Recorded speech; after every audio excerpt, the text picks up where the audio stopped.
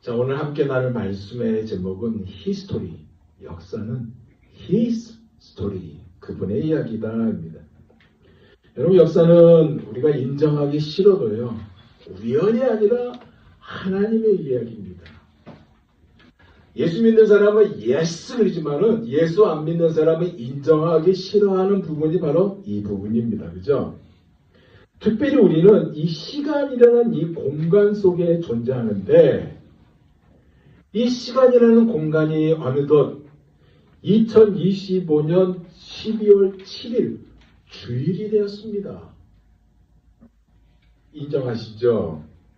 12월이라는 이 시간 안으로 우리가 들어왔다는 얘기입니다. 12월이라는 이 시간 안에, 즉 12월이 시작되었다는 것은 결국 무엇이에요? 성탄절을 맞이한다는 얘기입니다. 안 그래요? 성탄절이 되면 사람들이 종종 이런 얘기를 하죠. 성탄은 감동적이고 아주 따뜻하다, 그런 얘기를 해요. 그래서 성탄절이 다가오면 구세군의 그 종소리가 많이 울리지 않습니까? 그러나 성탄은요, 단지 감동적인 얘기가 아니에요. 역사를 움직이는 하나님이 직접 인간의 시간 속으로 들어오는 시간이며 사건이고요. 인류 역사의 정점이자 모든 역사가 한 분을 향해서 달려오는 목적지가 바로 이것입니다. 그에게 역사는요, 바로 His story, 그분의 이야기예요. 예수 그리스도를 중심으로 흘러가고요, 예수 그리스도 그분 안에서 완성되었다는 이야기입니다.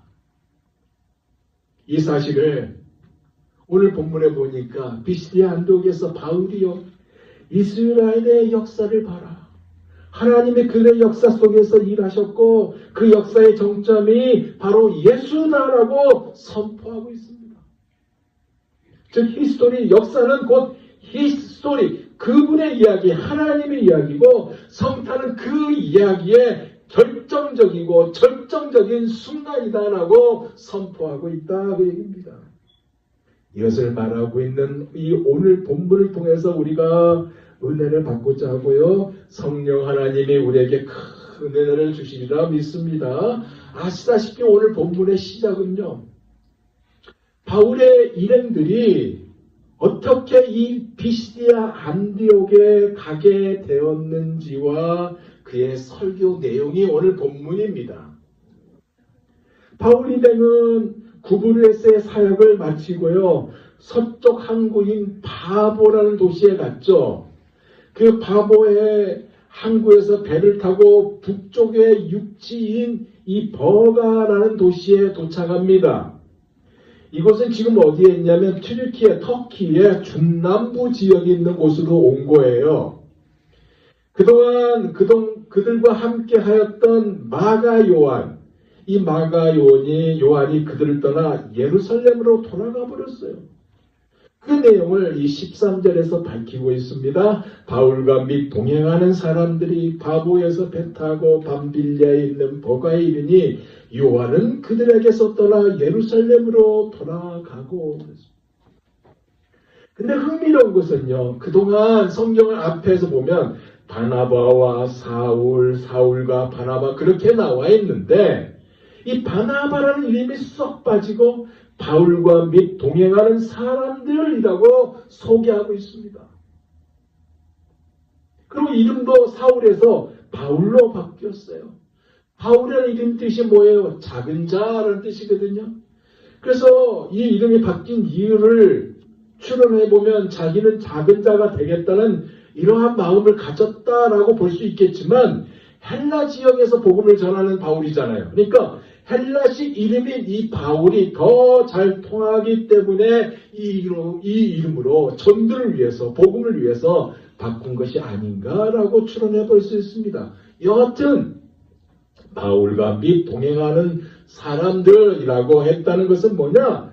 리더십의 변화가 생겼다는 얘기입니다. 이렇게 일행들은요, 지금의 터키 중남부 지역인 밤빌리아의 버가에 도착했어요. 그림이 그려지죠? 그런데 도착했는데 갔는데 거기서 복음을 전해야 되고 그리고 회당에 들어가서 예수를 전해야 되는데 그게 아니라 도착하자마자 바로 비시디아 안디옥으로 가버립니다. 이 도시는 해발 2000m나 높이 있는 도시예요. 타우루스 산맥을 넘어야 가는 도시입니다. 이 타우루스 산맥은요, 옛날부터 강도가 많고 산적이 많은 그러한 산맥입니다. 그러니까 이 산맥을 넘어간다는 얘기는 뭐겠어요? 생명과 재산을 거는 일을 했다 그 얘기입니다. 쉽지 않지만 포기하지 않고 끝까지 이곳으로 갔습니다. 생각해보세요. 선교 입장으로 봤을 때 버가가 대도시거든요. 엄청난 대도시입니다. 그럼 이 대도시에 도착하자마자 복음을 전해야 되는데 그냥 지나쳐버려요. 왜 그랬을까? 이해가 안 가는 부분이죠. 심지어 버가에서 이 비시디아 안디옥은요 130마일이나 떨어진 북쪽으로 올라가야 하는 도시예요.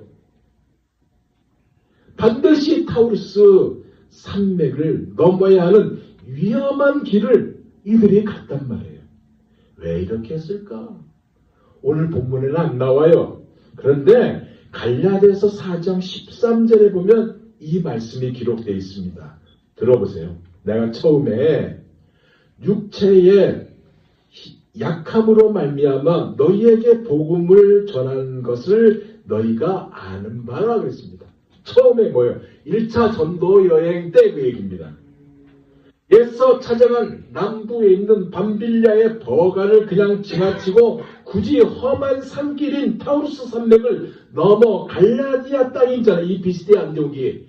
갈라디아 땅인 이 비시디아 안디옥을 찾아간 이유가 육체의 약함 때문이었다라고 사도 바울은 밝히고 있습니다.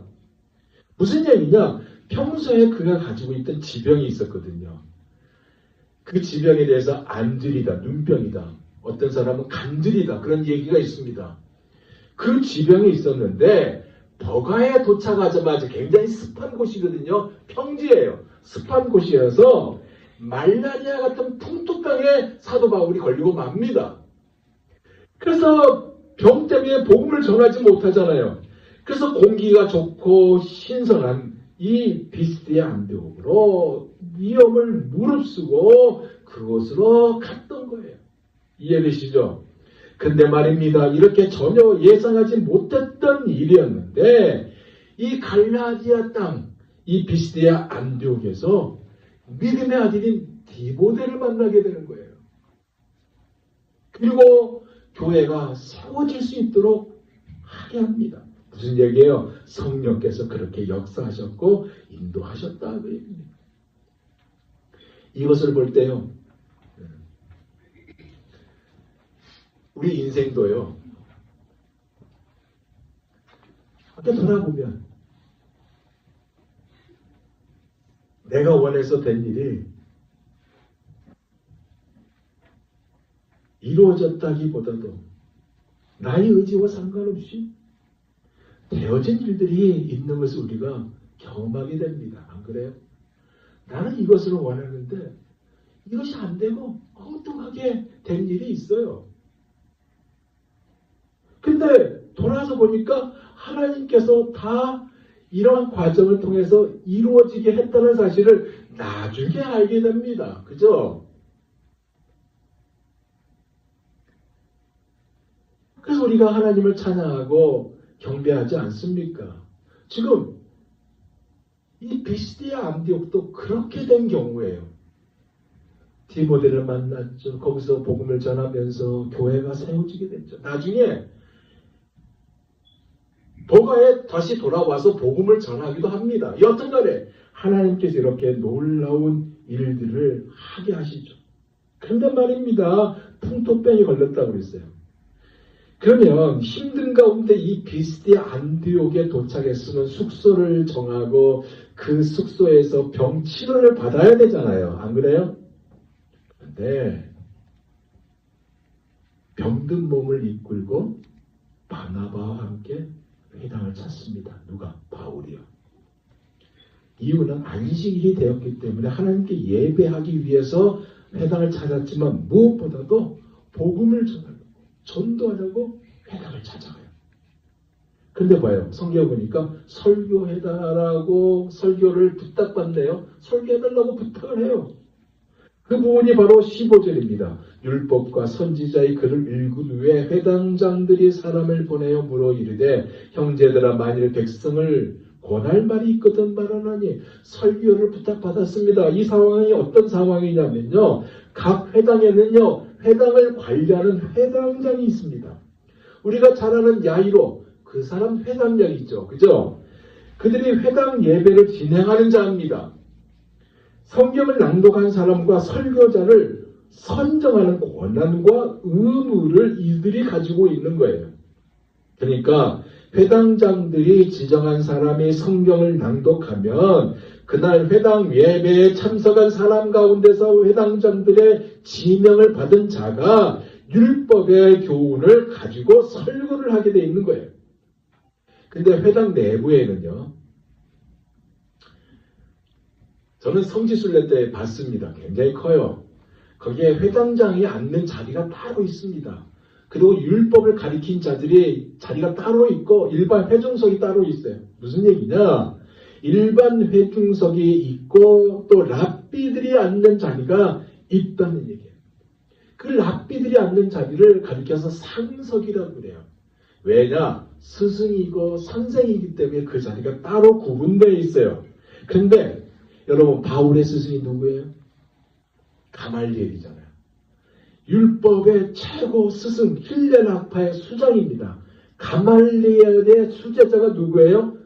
사도 바울이죠.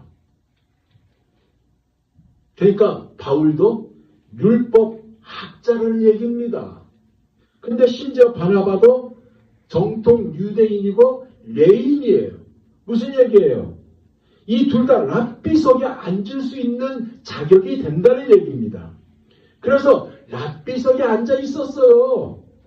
그런데 성경 낭독자의 낭독이 끝나자 회당장이 예배를 드리러 온 이 바울 일행들에게 한 말씀 해주세요 라고 부탁을 했던 것이고 이 요청을 받은 바울과 바나바 중에 바울이 일어났던 겁니다. 이해되시죠? 그리고 이어서 16절이에요. 바울이 일어나 손짓하며 말하되 이스라엘 사람들과 및 하나님을 경외하는 사람들아 들으라. 여러분 유대인의 관습은요. 율법을 설교하는 자 가르치는 사람은 앉아서 말합니다. 왜? 선생이니까. 그런데 바울이 일어나서 회중을 향해서 손짓했어요. 왜 그랬을까? 자기 말을 경청해서 들으라고 일어나서 말한 겁니다. 왜냐하면 병생이 짙어있는 바울의 얼굴을 보니까 말을 해서는 안 되고 저 사람은 앉아있어야 되거든요. 근데 일어났거든요. 그래서 웅성거렸어요. 생김새도 아마 바나바가 더 잘생겼겠죠. 그래서 바나바 저 사람이 했으면 좋겠는데 병생이 짙어있거든요. 저 사람이 하면 안 될 것 같아서 웅성거렸는데 바울이 일어나서 조용히 해달라고 하면서 내 말을 들으라 하면서 입을 열어 설교를 시작했는데 그 내용이 바로 17절에서 19절 말씀입니다. 들어보세요. 이 이스라엘의 백성이 하나님이 우리 조상들을 택하시고 애굽 땅에서 나그네된 그 백성을 높여 큰 권능으로 인도하여 내사 광야에서 약 40년간 그들의 소행을 참으시고 가나안 땅 7족속을 멸하사 그 땅을 기업으로 주시기까지 약 450년간이라. 역사를 이야기하고 있어요. 핵심이 뭐예요? 전부 하나님이 하셨다 그 얘기입니다. 지금 사도 바울이 말하는 핵심이 전부 하나님이 하셨다 그래요. 바울은요 좀 이 말을 하면서 택하셨다는 동사를 사용하고 있어요. 뭐예요? 왜 이스라엘이 하나님의 백성이 되었을까를 설명하고 있는 거예요. 택하셨다는 동사를 통해서. 이유는 단 하나. 하나님께서 이스라엘 백성을 하나님의 백성으로 택하셨기 때문에 그렇다는 거예요. 그러면서 이것을 전하죠. 하나님께서 이집트의 노예였던 이스라엘 백성을 높여주셨고 하나님께서 당신의 권능으로 그들을 이집트의 노예살이에서 인도해 내셨고 하나님께서 광야에서 그들의 소행들을 참아주셨고 하나님께서 그들에게 가나안 땅을 기업으로 주셨고 하나님께서 그들을 위해서 가나안 7족속을 멸하셨다고 당시 세상 모든 민족 가운데 가장 약하고 가장 볼품없던 민족을 이집트의 노예였던 그들을 선택한 그것이 바로 하나님의 뜻이요 이스라엘 백성에 대한 하나님의 사랑이었다고 이 택하심이라는 동사를 사용하여 그 사실을 전하고 이어서 사사시대와 사울왕 시대로 그가 또 이야기를 합니다. 그것이 20절에서 21절이에요. 그 후에 선지자 사무엘 때까지 사사를 주셨더니 그 후에 그들이 왕을 구하거늘 하나님의 베냐민 지파 사람 기스의 아들 사울을 40년간 주셨다가 지금 이것을 듣고 있는 이 사람들이 누구냐? 유대인들이나 유대교에 들어온 경건한 이방인들입니다. 그죠? 무슨 얘기예요? 이스라엘 역사에 대해서 너무나도 잘 알고 있는 사람들입니다. 그래서 사사시대의 혼란과 사울의 그 실패, 그로부터 40년 동안 그가 지배하고 그 후에 하나님께서 사울을 패하시고 다윗을 새로운 왕으로 세우셨다는 것 너무나 잘 아는 내용을 사도 바울이 지금 꺼내고 있는 거예요. 누구를 위해서? 무엇을 위해서? 예수 그리스도를 전하기 위해서 꺼내고 있는 것입니다. 그러면서 22절에 이렇게 말하죠. 패하시고 다윗을 왕으로 세우시고 증언하여 이르시되 내가 이새의 아들 다윗을 만나니 내 마음에 맞는 사람이라 내 뜻을 다 이루리라 하시더니 그러면서 여기서 더 길게 이야기하지 않고 곧바로 점핑을 누구에게 전합니까? 누구를 꺼냅니까? 예수님을 꺼내요. 23절 하나님의 약속하신 대로 이스라엘을 위하여 구주를 세웠으니 곧 예수라. 사도 바울이 말하고자 하는 핵심이 바로 이 부분이었던 것입니다. 이 모든 역사를 꺼내 들었던 이유가 바로 그 모든 역사가 결국 예수님으로 이어진 역사이다라고 말하고 있는 거예요. 하나님께서 다윗을 통해 이루시고자 했던 이그 뜻이 다윗의 후손을 통해 인간을 구원하는 것이었고 구원자 예수 그리스도께서 바로 그 다윗의 족보를 통해 그의 후손으로 이 땅에 오심으로써 성취되게 하신 것이다. 이것을 위해 하나님이신 그분 예수님이 인간의 역사 속으로 친히 들어오신 것이고 오시려고 육신의 옷을 입으셨고 이 땅에 오셔서 인간의 모든 것을 친히 직접 몸으로 겪으셨지만 인간의 핏줄로 타고나지 않는 임마누엘의 하나님이셨기 때문에 우리의 모든 사정을 다 아실 뿐만 아니라 우리의 죄를 대신 지시는 온전한 대속 제물이 되실 수 있었다고 사도 바울은 이렇게 전하고 있는 거예요. 그래서 사도 바울은 뭐라고 그래요? 예수님의 구원의 길을 예비하러 온 사람 바로 세례 요한이었다고 전하죠. 그것이 24절에서 25절 말씀입니다. 그가 오시기에 앞서 요한이 먼저 회개의 세례를 이스라엘 모든 백성에게 전파하니라. 요한이 그 달려갈 길을 마칠 때 말하되 너희가 나를 누구라 생각하느냐? 나는 그리스도가 아니라 내 뒤에 오시는 이가 있으니 나는 그 발에 신발끈을 풀기도 감당하지 못하리라 하였으니 많은 사람들이 세례 요한을 가리켜 그리스도가 아니냐라고 말하니까 세례 요한은 내가 그리스도가 아니다라고 분명히 전하였고 구원자는 오직 예수 그리스도임을 밝히고 있죠.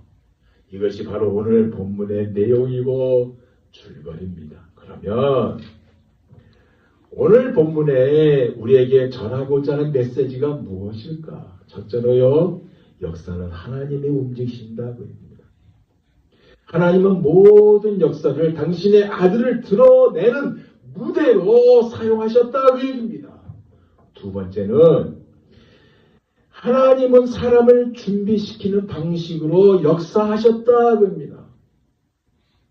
아브라함, 모세, 사사들, 사무엘, 다윗, 세례 요한, 마리아, 요셉을 준비시키고 세례 요한을 보내셨고 마침내 예수님을 보내셨다. 세 번째로 역사의 초점은 오직 예수 그리스도다. 있어. 모든 길은 예수님께로 향한다 그 얘기예요. 그래서 바울의 설교도 아주 분명하게 모든 역사는 예수님을 위해 준비된 길이었다라고 선포하고 있는 것입니다. 네 번째는 뭐냐? 예수님은 역사를 바꾸셨을 뿐만 아니라 우리의 인생사도 바꾸시는 분이라는 사실입니다. His salvation. 그래서 하나님의 역사적 구원은요, 개인의 구원으로 들어오는 날이 되는 거예요.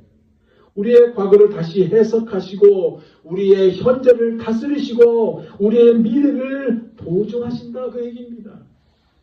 우리를 위해 친히 찾아오셔서 우리의 역사, 우리의 가정사, 아니 내 가정사, 내 인생 스토리 속에도 오셔서 우리의 아픔과 고민 속에 당신의 발걸음을 내딛는다 그 얘기입니다. 그러게 사랑하는 여러분, 이스라엘의 길이요 우연이 아니었듯이 여러분의 인생의 길도요, 아니 내 인생의 길도요 우연이 아니란 사실을 믿으시기 바랍니다. 광야 같은 시간도, 사울처럼 실수한 시간도, 실패와 흔들림 속에서도 하나님이 예수님을 향한 길로 이끌고 계셨듯이 히스토리, 역사가 His 스토리, 그의 이야기이기 때문에 나의 스토리도 His 스토리, 예수님의 이야기로 만드실 거다 그 얘기입니다. 그리고 시작하신 일을 반드시 완성하실 것입니다. 아멘. 이제 말씀을 마무리할게요. 오늘 본문에서요, 사도 바울은요, 이스라엘의 개인 역사를 꺼내요. 마치 한 줄로 요약하듯이 전했습니다. 그것이 뭐예요? 그 모든 역사는 결국 예수님을 위해 준비된 길이었다. 그가 이것을 첫 서두에서 꺼냈습니다. 그리고 이것은요, 처음부터 끝까지 같은 일맥으로 이어지고 있는 것입니다. 그 모든 역사는 결국 예수님을 위해 준비된 길이었다. 예수 그리스도 우리 주님이 오신 그날은 12월 안에 있는 날입니다. 즉 성탄이 있는 날이 바로 12월이라는 이야기입니다. 그래요. 12월이 시작되었어요. 성탄을 맞이한 날이 12월입니다.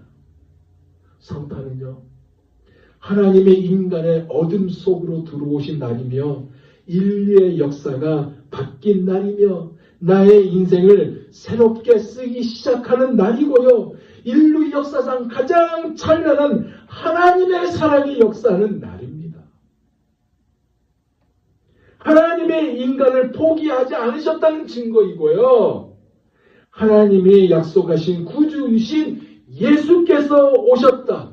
그래서 히스토리, 역사는 히스토리, 그의 이야기, 바로 예수님의 이야기입니다. 예수님 안에서 모든 역사가 재해석되고요. 예수님 안에서 우리의 개인사도요 새롭게 쓰어질 것이며 여러분의 마음속에 두려움과 실패와 상처와 혼란과 무기력을 하나님의 새로운 이야기로 바꾸는 은혜의 시간들이 되게 하실 것입니다. 그래서 여러분의 인생이요, 그분의 이야기로, 예수님의 이야기로, 이 찬송의 가사처럼 위에 계신 나의 친구, 그의 사랑 지극하다, 이는 예수 그리스도 나의 구주, 나의 친구 안에 사랑하는 나의 친구 늘 가까이 계시도다, 그의 사랑 놀랍도다, 변함없는 나의 친구. 이것으로 다시 채워지기를 주님께서 원하시고 있는 거예요. 이 고백이 가득하시기를 예수 그리스도 이름으로 축원드립니다. 기도하겠습니다.